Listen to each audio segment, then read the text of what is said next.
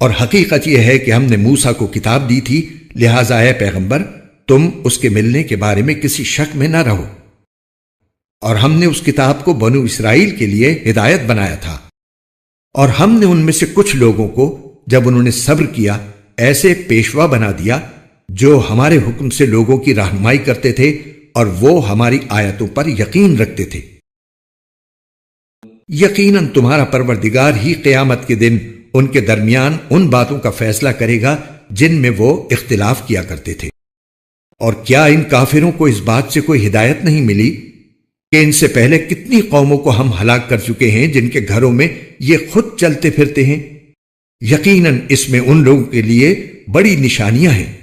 تو کیا یہ لوگ سنتے نہیں ہیں؟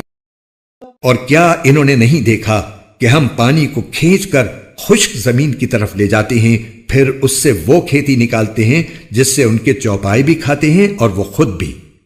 تو کیا انہیں کچھ سجائی نہیں دیتا؟ اور وہ یہ کہتے ہیں کہ اگر تم سچے ہو تو یہ فیصلہ کب ہوگا؟ کہہ دو کہ جس دن فیصلہ ہوگا اس دن کافروں کو ان کا ایمان لانا کچھ فائدہ نہیں دے گا، اور نہ انہیں کوئی مہلت دی جائے گی۔ لہذا اے پیغمبر تم ان لوگوں کی پرواہ نہ کرو اور انتظار کرو، یہ بھی انتظار کر رہے ہیں۔ مفتی محمد تقی عثمانی۔ آیت نمبر 23۔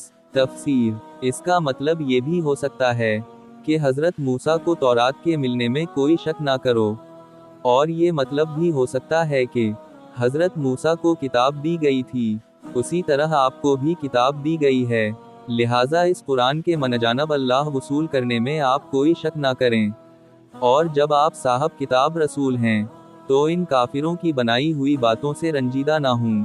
ایک تیسری تفسیر بعض حضرات نے یہ کی ہے کہ اس کے ملنے سے مراد کافروں کو اس عذاب کا ملنا ہے جس کا ذکر پچھلی آیات میں آیا ہے۔ آیت نمبر 26۔ تفسیر۔ مثلاً قوم سمود کی بستیوں سے عرب کے لوگ بکثرت گزرا کرتے تھے اور ان کے مکانوں کے کھنڈرات میں چلتے پھرتے بھی نہ تھے۔ قرآن کے اردو اور ہندی ترجمہ اور تفسیر کے خوبصورت ایمان افروز ویڈیوز کو دیکھنے کے لیے ہمارے چینل قرآن دین اور دنیا ایپ کو لائک، سبسکرائب اور شیئر کیجیے۔ شکریہ۔